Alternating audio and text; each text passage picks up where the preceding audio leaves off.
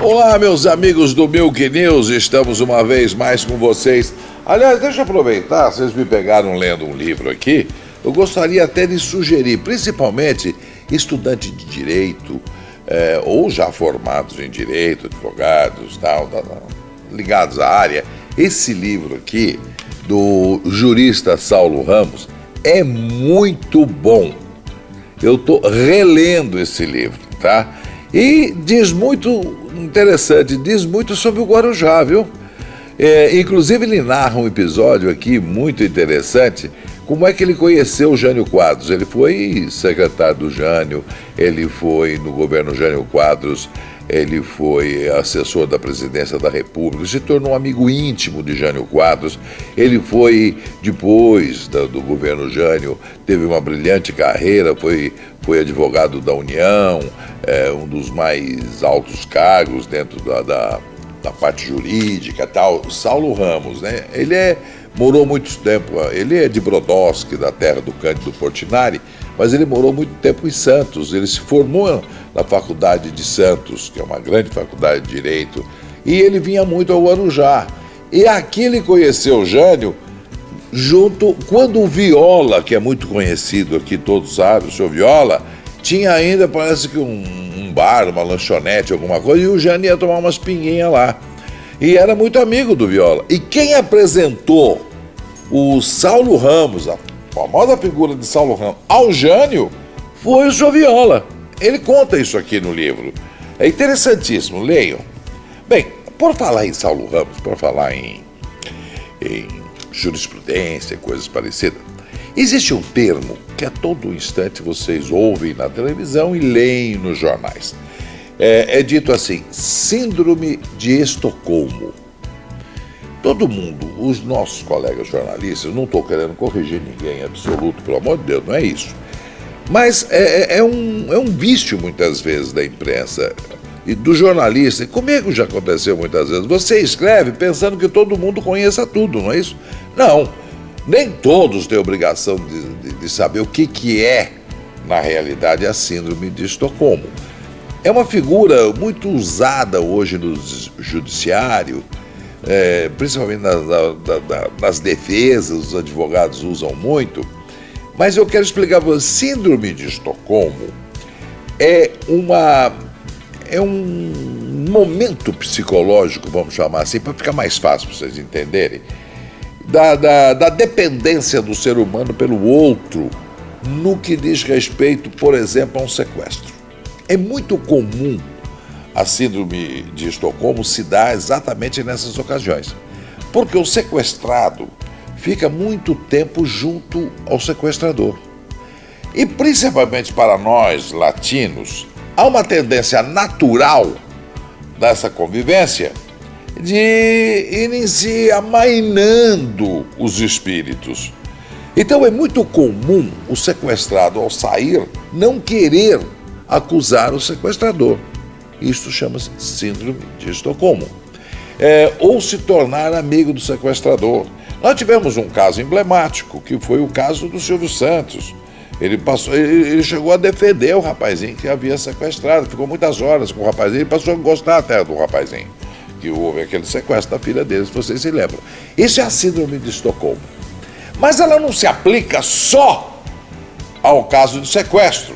Existem outros casos. E eu hoje, quando estava preparando o programa para explicar esse negócio da síndrome de Estocolmo, eu me lembrei de um caso, é um contraparente da minha família, que é um caso típico de síndrome de Estocolmo. Uma moça, muitos anos atrás, foi vítima de um estelionatário. Um golpe de estelionato praticado com todos os requintes de um bom estelionatário.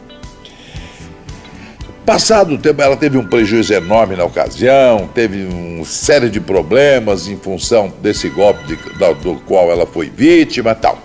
Ocorre que ela foi à justiça, confirmando na presença do juiz. O rapaz foi condenado, começou a cumprir a pena.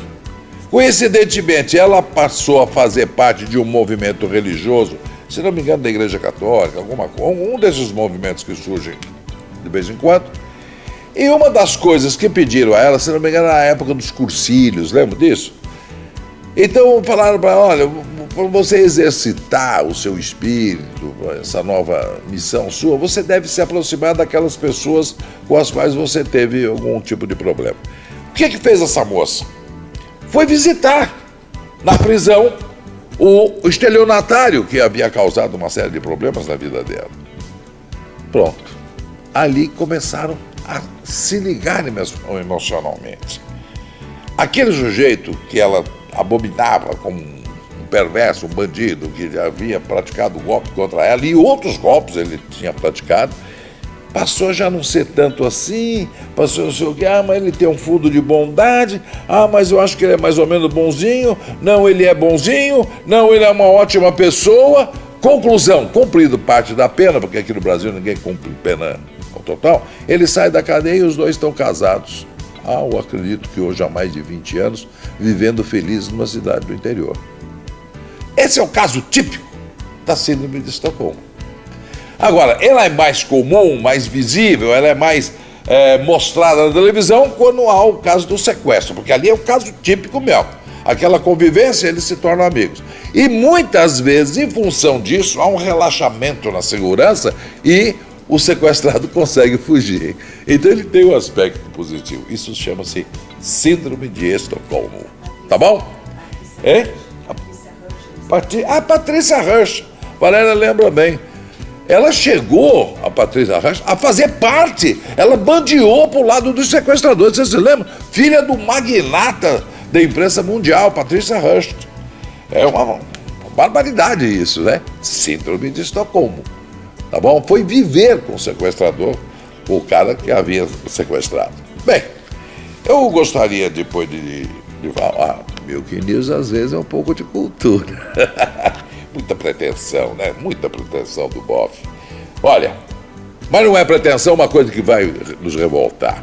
A minha é você. Até agora foi geleia, né? Então, eu vou até trocar de óculos.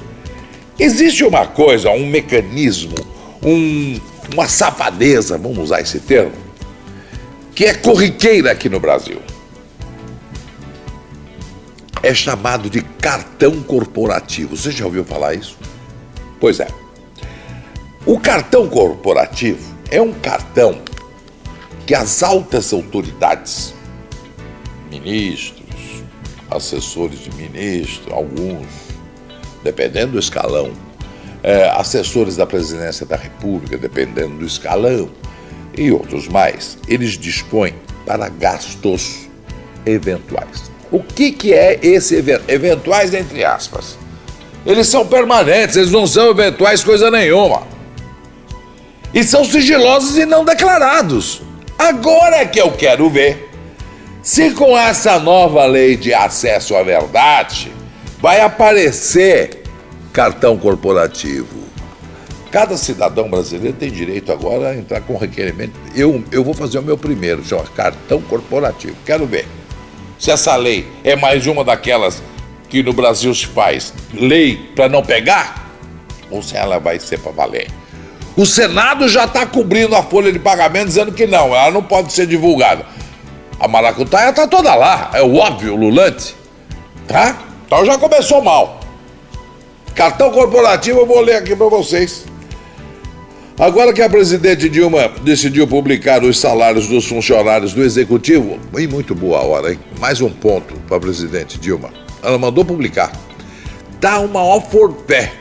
O pessoal tá revoltadíssimo. Como? É a nossa privacidade. Privacidade? Que privacidade? Se você tá numa carreira pública, função pública, não é nada privado, não. Tem que mostrar, sim, matar a cobra e mostrar o pau da cobra. Bom, esses executivos não apoiam naturalmente a lei do acesso à informação. Será que os gastos sigilosos com os cartões corporativos também ficarão disponíveis aos contribuintes? É uma pergunta que nós fazemos.